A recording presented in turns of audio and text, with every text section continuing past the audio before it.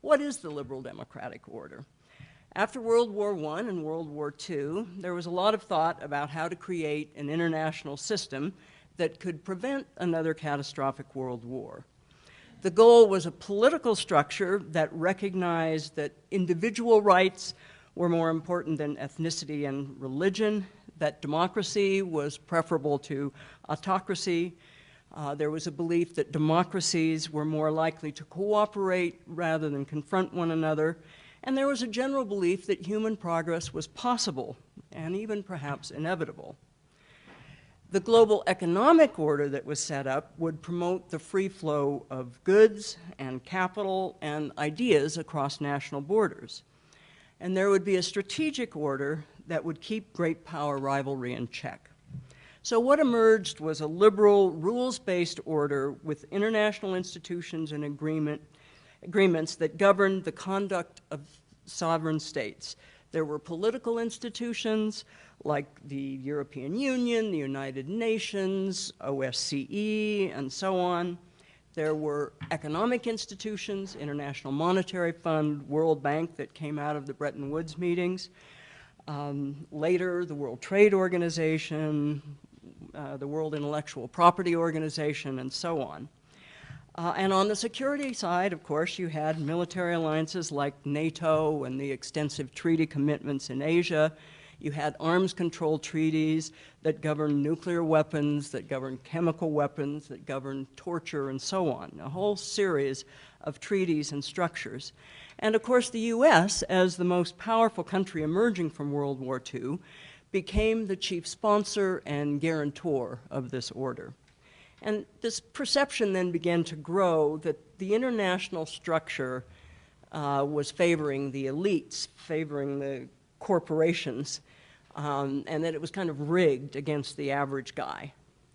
And you know, it begins to look like there was a breakdown of the social contract, both internationally and nationally, whereby the elites were supposed to make sure that the benefits of this liberal order and the wealth creation and the growth was more equally distributed. So we need a new order that recognizes how the world has changed, that recognizes we now have cross-border threats. The threats that we faced are no longer confined in national borders. We've got terrorism, refugees, as we've seen. The internet needs to be regulated. You've got cybercrime. You've got climate change. You've got non-state actors engaging in terrorism. You have communicable diseases. All these things cross state lines, and they all require states to give up some sovereignty in order to manage them collectively and globally. So the control and management of these kinds of threats would become the new public good for the 21st century, by which I mean, in the 20th century, freedom of navigation, which the US played a huge role in guaranteeing, financial regulation, and so on. These were international public goods. What I'm suggesting is that the list of those international public goods, which transcend national boundaries, has grown a lot in the 21st century. I think international institutions need to adjust to become more inclusive and more diverse and more pluralistic as our societies are becoming. The elites have got to give up some control. We need to accommodate the grievances of outsiders. The international community needs to identify a new shared purpose that's not just peace and security, but that is a bit expanded, a purpose that recognizes the limits of global resources and the need to preserve them, new and different parameters about measuring progress, not just GDP and income levels, but distribution of wealth, quality of life, preservation of natural resources, and so on. Now, of course, this isn't going to be easy. in part because institutions simply resist reform and governments are reluctant to give up sovereignty. And it's always difficult to find a formula for burden sharing, and I think that's especially true now that resources are becoming more scarce, there are population pressures around the world, and it's not so clear that there's one nation that is either willing or able to carry a hugely disproportionate burden as the US did after World War II. We really are truly in a multipolar world, and so it's going to require some very honest debate and compromise, as no one nation or group is likely to be strong enough to dictate an outcome to the others. But at the same time, I remain convinced, again, you won't be surprised, that the US must play a leading role in the effort to create a new world order. Because if we step back, there are plenty of people waiting in the wings.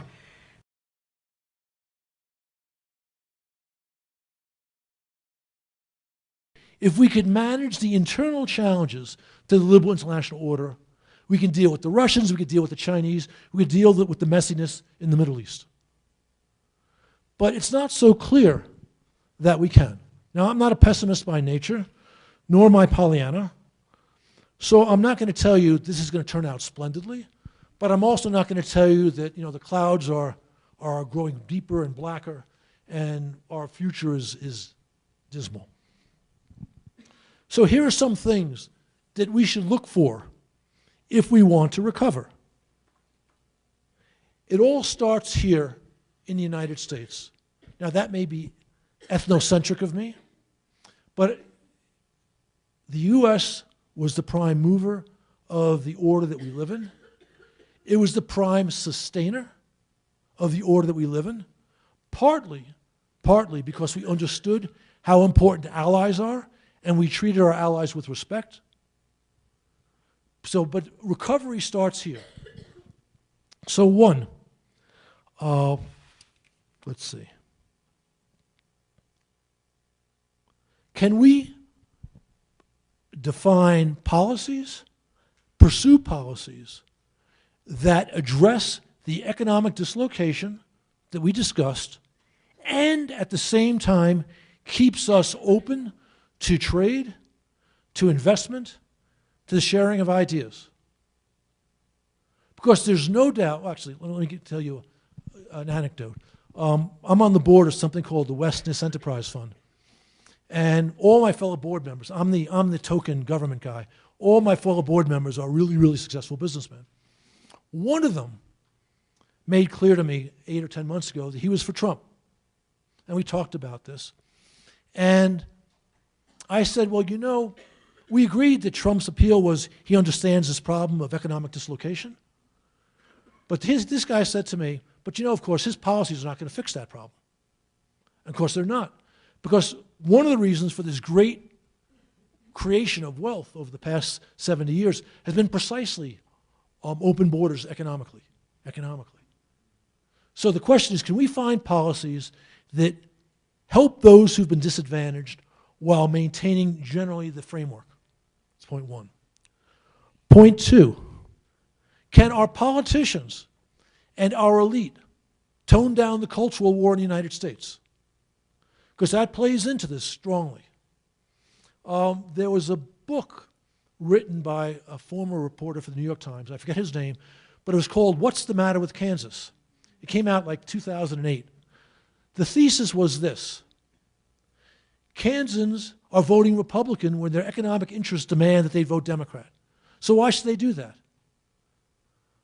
That book, which was very perceptive, could only have been written by someone who didn't realize that cultural values matter to the Kansans as much as they matter to editorial writers for the New York Times. So that's symptomatic of the problem that I'm describing. Three, related to the other two. Can we reach a compromise?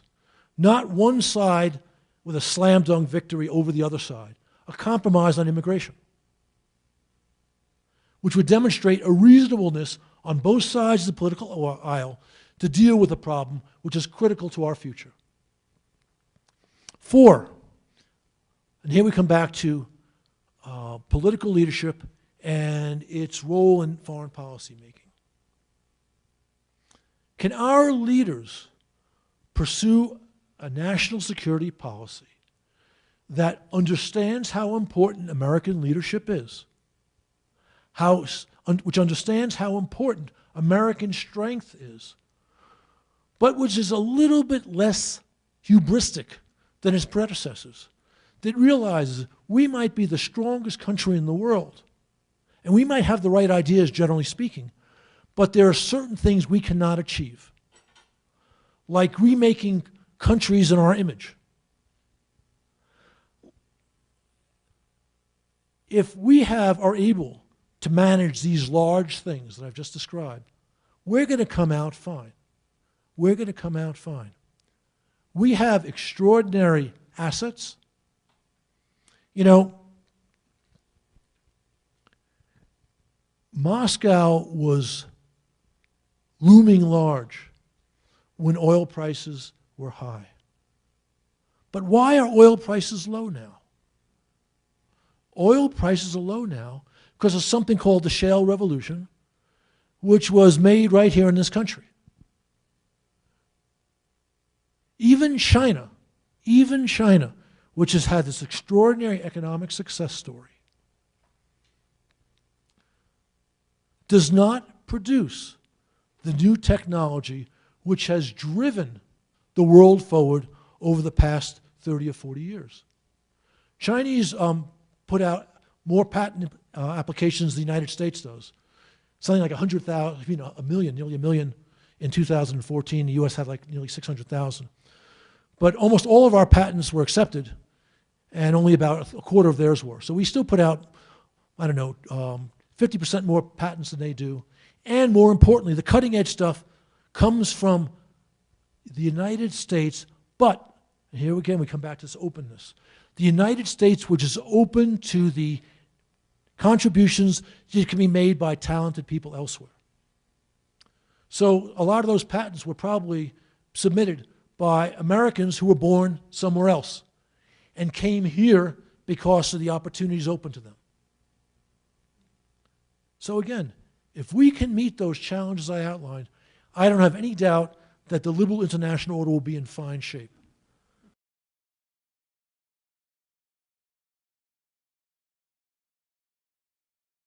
It's trade a zero-sum game. That was pretty much the ideology in the 1600s, and we know better. It's not a zero-sum game. Everybody can benefit from there.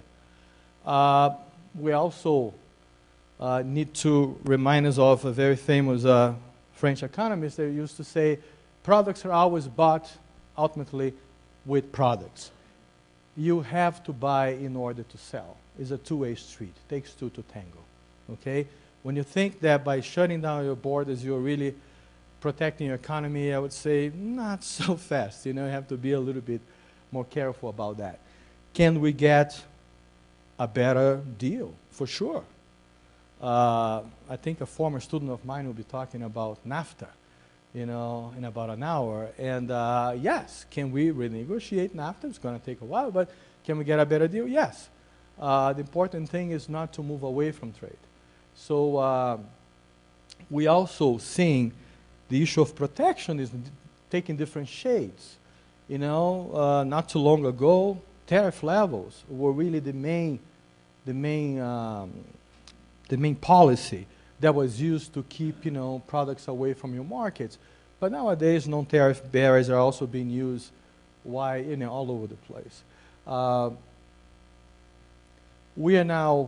We pretty much terminated TPP. I think between us, TPP was going to be very important for our service industry. It was a way for us to really push our service, products to 12 different markets around the globe. It was also raising the bar when it comes to intellectual property rights and so on and so forth.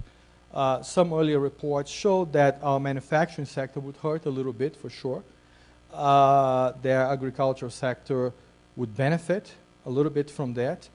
But when we talk about trade, We heard so much about politics earlier this morning, and you cannot talk about economics or international trade without taking into account the political side of it, the social side of it. So by engaging 12 countries in this TPP agreement, we're also going to be able to have some political clout over them. And that's pretty much how international trade has been, our policies have been designed over the decades. Let's not forget what we did to South Korea and Japan in the 60s. We opened up our markets to everything they were selling. And that's how we got Japan on their feet. Otherwise, the communists were really about to take over the Japanese, country in the mid-50s, as we remember. So international trade can also work very effectively as a foreign policy tool when we are trying to address our main national security concerns as well. We talk so much about tangible goods, about manufactured products, about agricultural products, but this is the cherry on the pie, services. This is what we should be talking about, okay? And we should try really to keep as many markets around the globe open to our services as we can. Growth in international services have been expanding much, much faster than growth in manufactured products, for sure. Services tend to be less cyclical than manufacturing commodities too. And then again, the growth in global emerging middle class, we are talking about 1 billion people joining this emerging middle class around the globe. And they are going to demand credit cards, education, telecommunication services. This is where the real money is in the future, okay? So there will be a huge demand for a broad range of consumer-related services. Travel, construction, financial services, transport and distribution services, name it. This is where the money really, really, really is, coming down the pipeline. So this is the growth in goods and services. Like I said, I'm going to give you copies of this stuff. So, and then again, exports of services tend to benefit this economy much more than growth in manufactured products. That's something that we also need to keep in mind. Knowledge-intensive industries like financial services tend so much to benefit from a much freer global trade environment when it comes to services. Look at that. By 2025, close to 50% of all value generated in the global economy will be created digitally. That's where we're heading, you know? And that's why we need to keep our eyes open. In 2015, the global value of international data flows was $2.8 trillion, exceeding the value of merchandise trade for the first time. So that's something that we also need to take care and pay a lot of attention, because this has a huge impact on the US economy for sure. We are selling close to $170 billion worth of digital service to the European Union annually, okay? And as part of our global digital economy, data needs to flow.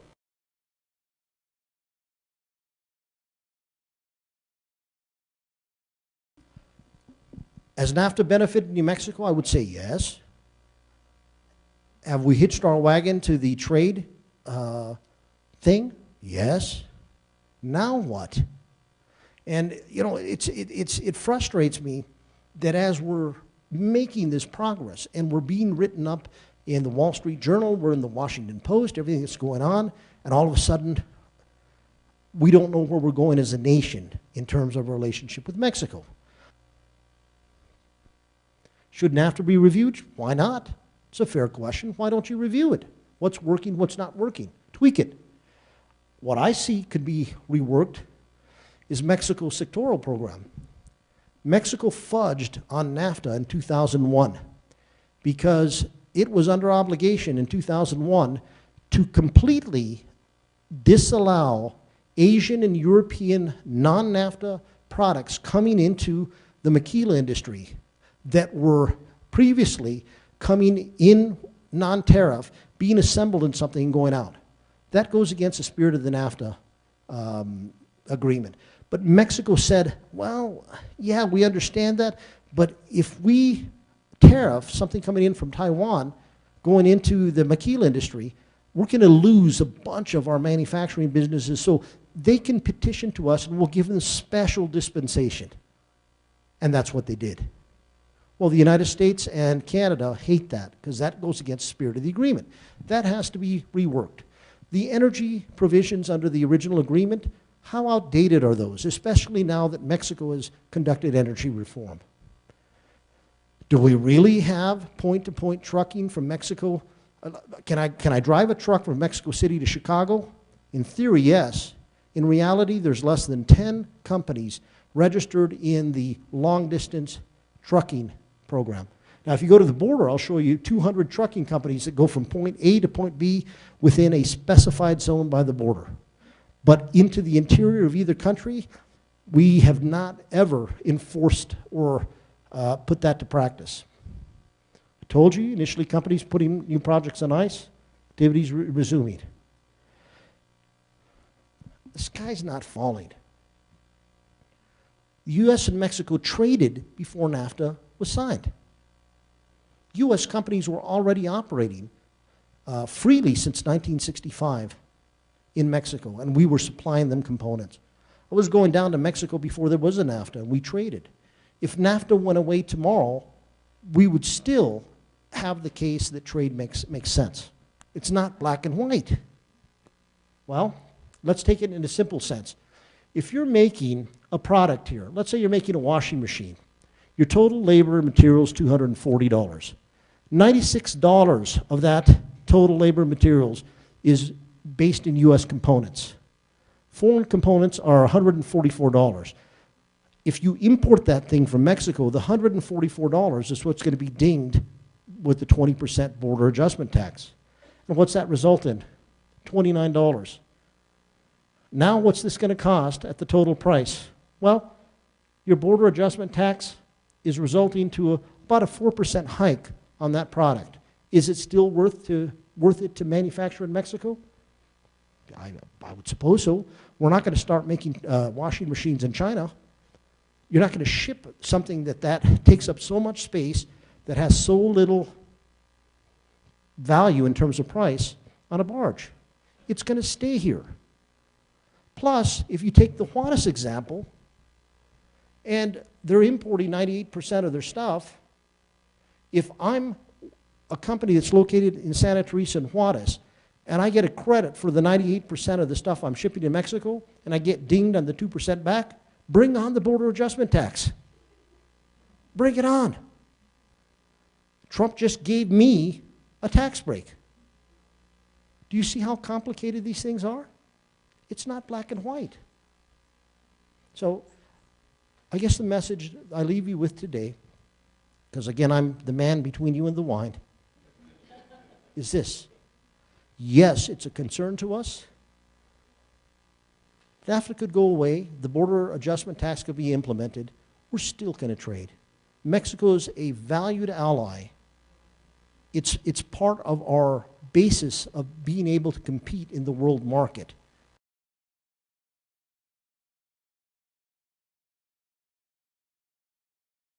But they had things that we need to think about. For instance, permanency of employment. For instance, things that people were not prepared to accept and they were really thrown at their faces. For instance, the idea that were global actors that made decisions for me and I wasn't really able to participate in those decisions. I did a number of surveys at that time. This is about 10 years ago. It's a long time ago. And one of the surveys in Latin America said that people believe that those who made decisions for them were not in their country. They were outside the country. Who made decisions for you? That was the question, and the answer was some guy in the World Bank, some guy in the IMF, the United States. A few of them said, China, whatever. This is 2007.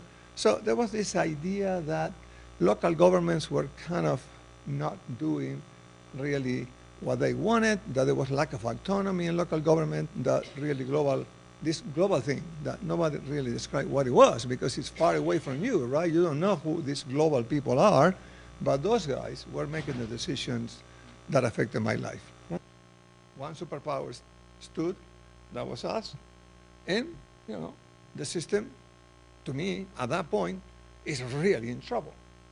Because if we never dominated the world before, and we couldn't, why should we think that after the fall of the Soviet Union, we were going to do that? Because we couldn't. We struggle, right, in this new system now to understand what's going on. And I think that system that started, the idea of a system that started when the Cold War ended, the idea that we could handle the business with no problem whatsoever, or with other problems, other challenges, but we still could do this, I think that idea from the beginning was false. There was no any empirical evidence from the point of view of us academics. People in the diplomatic body know more than I do about this, but from the point of view of a modest academic, there was no empirical evidence that we could do this successfully, right? And we are not doing it successfully. So this is a system that never consolidated really after the fall of the Soviet Union. We still don't know the characteristics of the new emerging system, and this is kind of a consensus in the academic community at least. The same hold for the idea that power is divided in the system. More than ever before, technology is divided. There are challenges from all over the place. Robin was talking yesterday about the Indians trying to actually take over property, intellectual property rights in the pharmaceutical industry. And that happens all over the place. This is a very divided, absolutely fragmented, decentralized world in which states do not control the whole process. And they don't because there are other actors in this world that have grown. Yes, multinational corporations have grown. Yes, global mafias have grown. Yes, NGOs that try to supply services that states around the world cannot have grown. But those are patches, those are remedial things sometimes that have developed because we cannot really consider this a whole system, right? So it's this transactional character, I think, the transactional quality of this global system that is in disarray, or like, you know, has said, you know, 0.2 or whatever system, that gives national populism an incredible opportunity to emerge, an incredible opportunity to become a very important actor around the world, right? But there's a real big but. That is that, unlike in the past, as Irene said today, where national populism affected developing areas and affected really countries outside the core of the system, at this particular point in time, this marriage between nationalism and populism is in the core of the system. So we have that at the core of the global system. We never had this before. National populism dominates the scene. National populism in Latin America has been an incredible experience, but it runs out of gas. At some point, it runs out of gas because it can't really do what it promised to do, and it can't really, right, smash the traditional political elites as much as they wanted to do so. So it runs out of gas. But the other lesson that's more alarming to me, and this is what I want to propose to you, is that yes, it runs out of gas, but leaves a legacy. It leaves a very strong legacy. Look at the history of Peronismo in Argentina.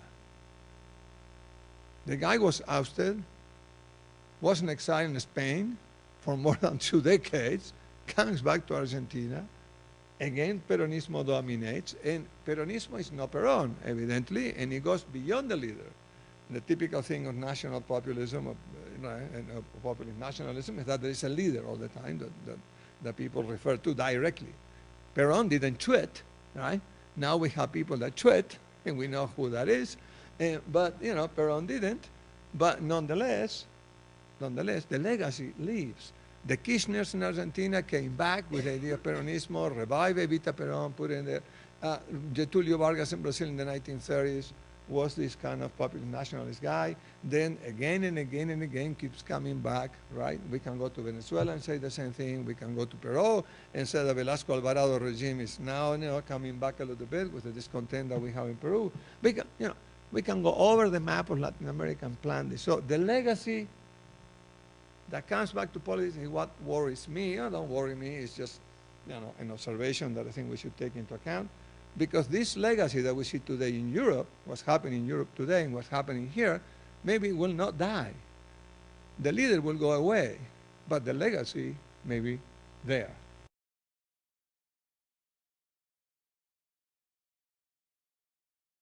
Franco-German project, okay? It started with coal and steel, and it started, the Schuman Declaration, May 9th, 1950, excuse me. You almost got me again there. Fact check. This is so we don't have any fake news. That's important. It's been a Franco-German project. France and Germany are the indispensable two countries. If France and Germany are together and they lead, Europe can happen. If they aren't and they don't, it doesn't. But there are more people involved. It's not just Macron and Frau Merkel. It is the people. These are, after all, democracies. So a lot of what we've been talking about speaks to, telephone, better get it. A lot of what we've been talking about with the discussion of populism, and I think what has really been a difficult set of issues to navigate for the EU is the relations to the people. In the first round of the presidential elections, 49% of the French voted for candidates who ranged from critical to overtly hostile to the EU. Citizens across the continent do not understand the EU to the extent that they think they understand it. They don't like it. They fear and reject it. Why? Why is this?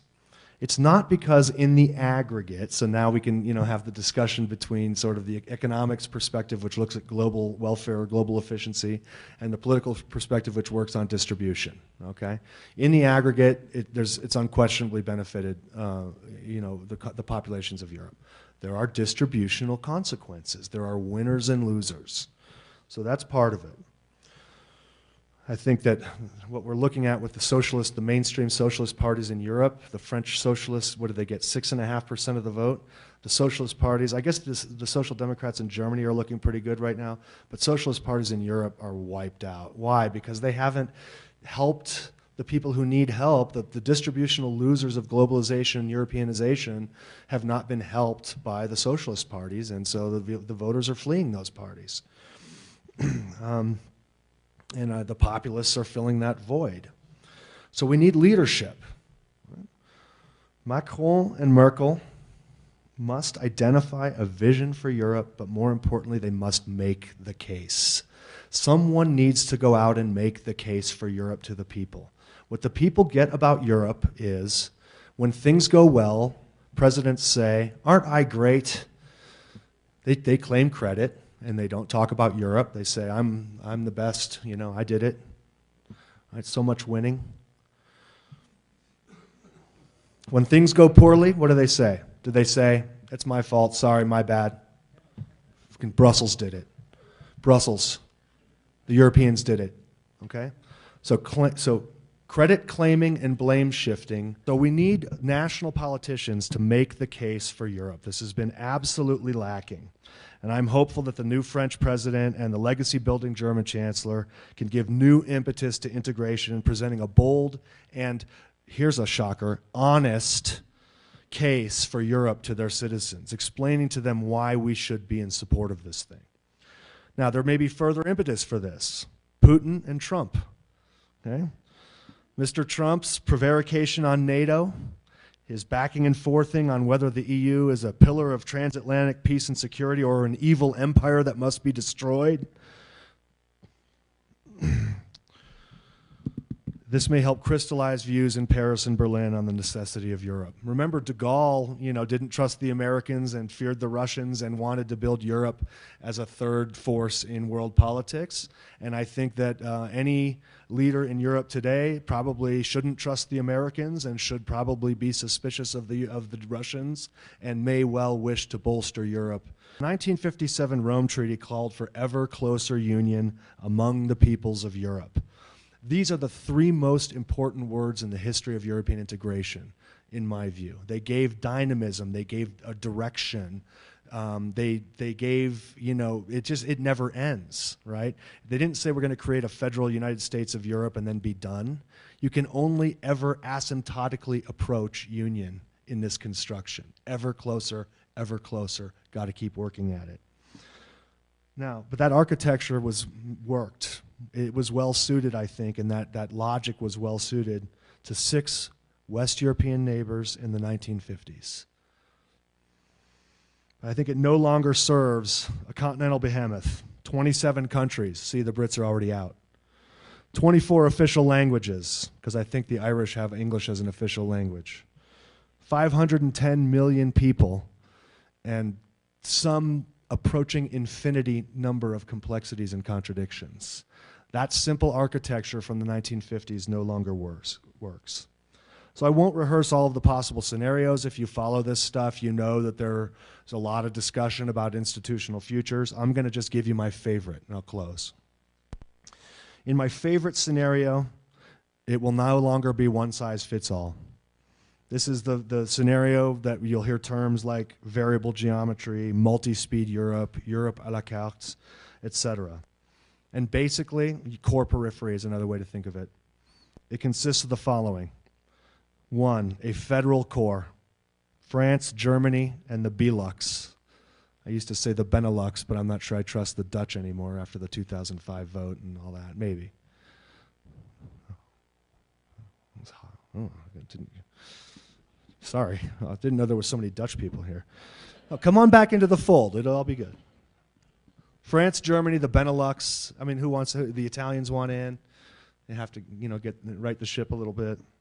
Whoever wants in, but it's going to be a core federal Europe. That means fiscal union. That means common taxation. That means moving money around, real money. Okay? What percentage of the U.S. GDP is comprised by the U.S. federal government? It's like 20 or 40%. I can't remember. Right? The budget is $8 trillion or something, and the overall GDP of the U.S. is 20 trillion, something like that. That would be 40%. The corresponding number in Europe is 1%. That's the amount of money that is controlled by Brussels, is 1% of the GDP. It is not a fiscal union, and it needs to be. So for the Eurozone to survive, I think fiscal union, taxation, transfers, a common military. I know this sounds fantastical, but you know, you're France, you're Germany, you're in it together. Why not? Why not just go all the way and say, okay, let's do it? The greatest, I wrote here, I guess I was feeling poetic when I wrote this, the greatest leap toward international integration since the Treaty of Westphalia. Why not? So that's the federal core. Part 2, a series of rings. And this is not original to me, orbiting around the federal core. Various kinds of membership packages. These can be negotiated one-on-one or in groups. This could mean you get to pick or choose the euro, you get to pick or choose the single market and which parts of the 4 freedoms, and you'll have to pay the price, right? The EU says you can't have access to the single market. You know, in the EU, when you go to Brussels, the 4 freedoms, this is Matthew, Mark, Luke, and John, right? This is the free movement of goods, services, labor, and capital. You will hear it. You will hear it. And people get doe-eyed and they look heavenward.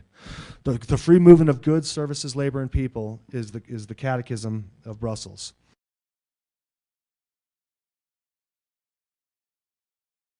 Over the past 2 days, we've been delving deeply into the problems of populism, extremism, cultural exclusion, the deep causes of disinformation. And I don't think we can easily fix this by making some rules on how to deal with fake news. Say, okay, I'd like to talk to the librarian. Then the librarian will actually not just say this is right or wrong, but will show you all these cool tools. So let me show you some cool tools that we can show you. Dana Boyd would really hate this one, I believe, because it's really showing the polarization. But this is one of my favorite tools, is the Wall Street Journal Red Feed, Blue Feed. And it shows you what you might be getting based on how Facebook has categorized you, and the same topic. So they'll have like Affordable Care Act, and you have 2 different worlds, 2 completely different worlds of what's going on. So we'll show you that. We can show you how to get credible sources, because your local library has a lot of really good online material that they spend a ton of money on, and it's really underused. But if you have a library card, you can get to, for example, back issues of the newspaper, you can get to opposing viewpoints, general databases of general magazines and newspapers. Those are vetted sources, right? So we can show you how to do that.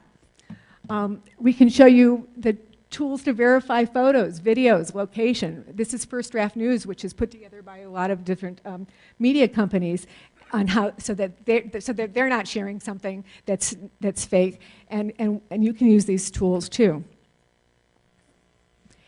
Libraries are keeping track, because that's what we do, keeping track of changes. So when something's been tweeted and then it's gone back out and it's been changed, we keep track on a selective basis of the changes. And do you know the Wayback Machine? Yeah, okay. That is fantastic. So for example, when you go to whitehouse.gov on Inauguration Day, everything's gone, right? Well, the Internet Archive, which is in San Francisco, has been crawling the web for quite some time and saving pages and pages and pages. And there was a lot of efforts by librarians right before the election to do that even at a greater pace. So you can find what whitehouse.gov looked like by typing it into the Wayback Machine, and then a calendar pops up, and then you click the date that you want to see. What did it look like on January 10th? What did it look like in 2015? So the Wayback Machine is something we can show people. And this is a bonus slide, is the Internet Archive also has a TV news archive. It's not all that well known, but they've been recording 20 channels since 2009, so you can get clips of what people have actually said and search it by keyword. It is fantastic. So librarians are actually really well poised to help people find these things, because we love doing this. We love all these cool tools and love to share them. So you made it. You're at number 4, the shocker. All right. It's actually not very hard to figure out whether or not it's fake news. How do you know if it's true or not? If I agree with it. And I just made $10,000 by having you click through all those slides. Thank you.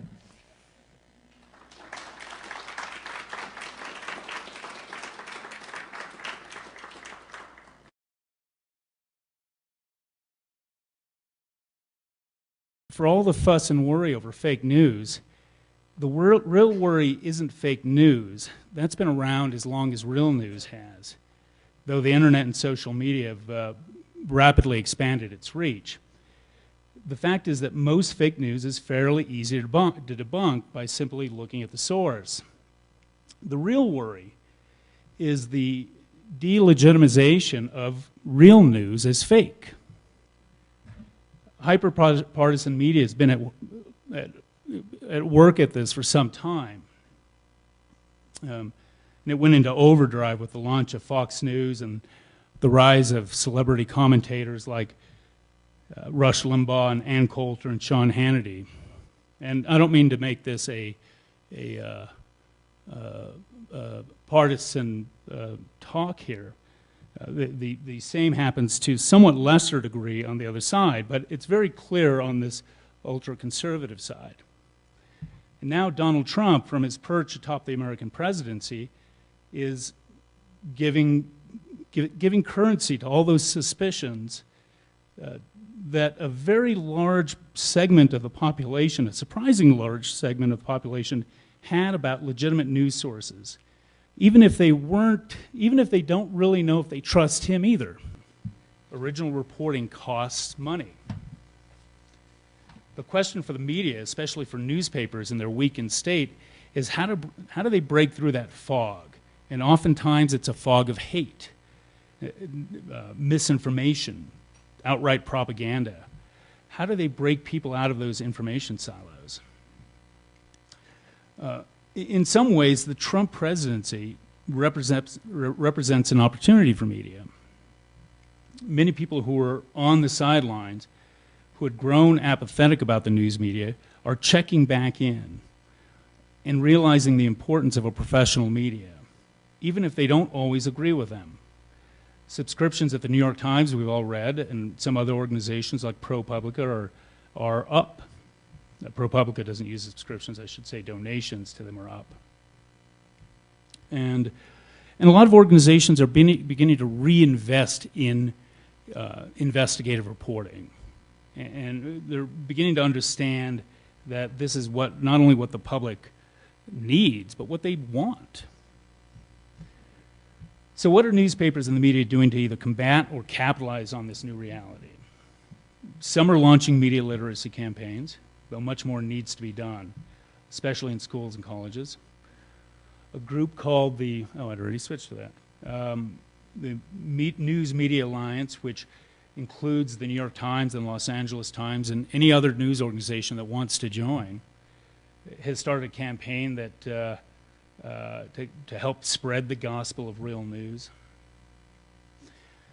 News organizations are also more clearly defining their mission to the public and their importance to the public. As demonstrated by the Washington Post's new motto, "Democracy dies in darkness," which got an endorsement from ProPublica. It's awesome. I don't know. I think it's a little over the top, but I'll take it. The Times ran its really read fast ad on during the Oscars. The Truth is Hard to Find ad, which you had to really be a speed reader to catch, but you can go onto YouTube and find it and slow it. Even trying to slow it down is really tough. The Times is also now running videos where reporters get up and describe what they do. You know, I think that's one of the things that this has led to, is that people are more interested now than they have been in a long time in what we do, how we go about our work and our process. And it's a really welcome development for someone as an observer of the newspaper industry over the last 25 years, and especially the last 10 years, that's really seen such a decline as newspapers have chased clicks instead of really working for great content. They have been so eager to try and figure out how do they get an audience on the internet and in social media that they've forgotten about they had forgotten, I think, not all of them, but many, the most important thing was great content. And I think the best development here is that news organizations are now far more cognizant of avoiding false balance and calling lies lies. After Trump's claim of underreported terrorist attacks, Scott Paley, the anchor of CBS News, said on his newscast that it's been a busy day for presidential statements divorced from reality.